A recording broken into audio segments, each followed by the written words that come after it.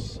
The one on the outside, the Endeavour, she's a service vessel here on a courtesy visit to the upper port of London. But more famously, the ship she's alongside is C-35, code name for Her Majesty's vessel HMS Belfast.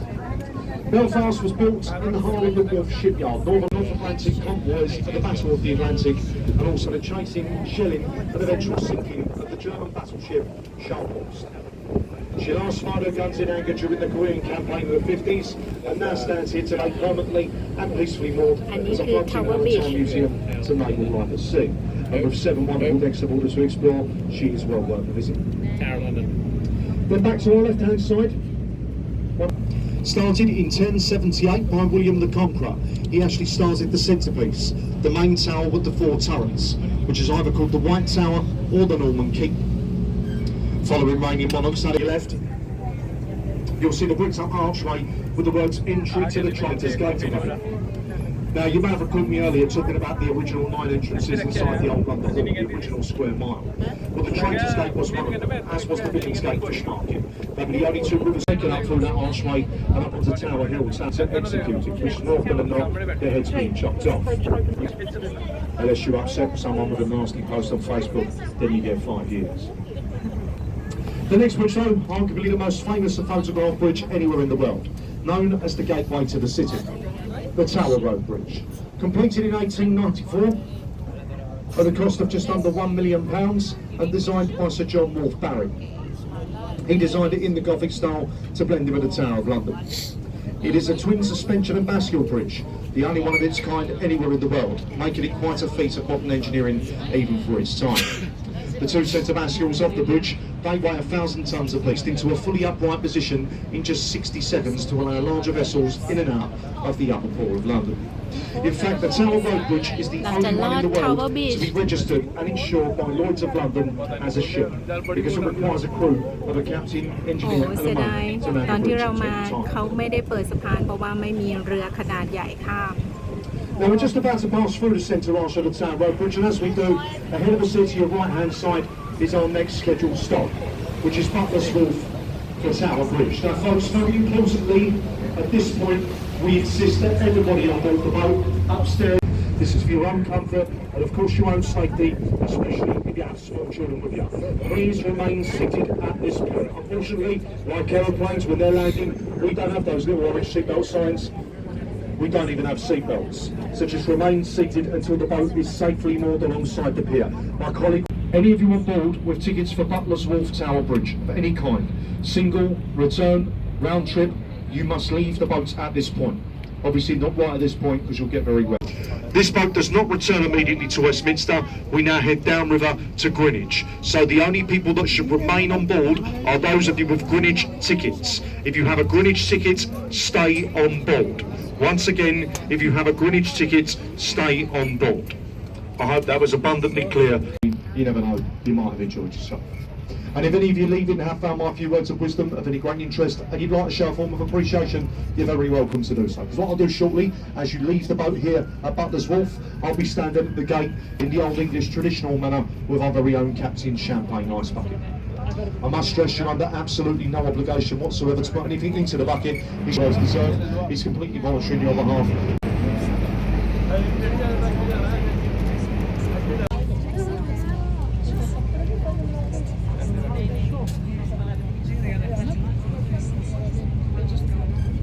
Okay folks, we're safely alongside, so you leave.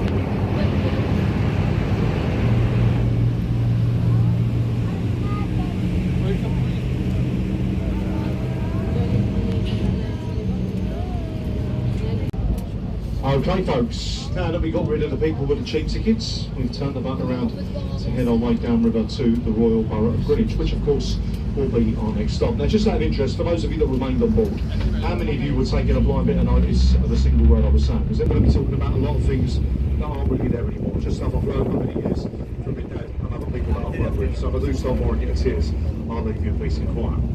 Now what I failed to mention before, as we passed through the centre arch of the town road bridge, we left the city of London behind, the square mile city. As you may have recalled me earlier talking about Temple Gate, the archway, being the westernmost boundary right to the city. The town road bridge is the easternmost boundary. It was once a very busy commercial port, the port of London. In recent years, due to gentrification, it's been renamed the Docklands area. And it's become a bit of a playground for Mr. Barrett and all his friends to buy all their working walks and warehouses and convert them into waterside apartments. We have the western side of street just past the crossbar of the London Square Place, you see coming into that small entrance. This is the place. These aren't warehouse conversions, they're for sure, where the line which starts branches used to when they had their cargoes. But because they're not warehouse conversions, they're even more expensive. For instance, the last part of the complex, you'll see that round flying saucers up at the top. That's all one penthouse. The little tiny roof garden, very posh. That was sold 17 years ago for £6. Continue looking along the River's Walk here to your left road. There's a slipway that goes up onto the shore. This is the old sealed-off logging entrance to the London docks. Now the London docks used to span a vast area here to your left, all across Wapping and Shadwell, and this entrance to your left was infamously destroyed during the Blitz of London of the Second World War. So over the years, the area of land's been filled in, redeveloped and built on, and the last remnants of the old entrance had a slipway to block it off, and the old rows of dockmasters' houses on either side. Now the row on the left-hand side of the entrance, the very front of it, that house is owned by a lady. The row on the right-hand side of the entrance, the very front house there, is owned by a man called Sir Michael Guildford. He's better known to most people as the Phantom of the Opera, but I'll always love him and remember him as Frank Spectacles and known as the Raven. He's also got a very famous... You'll see a very narrow building with the letter E at the top. That was once known as Execution Dock.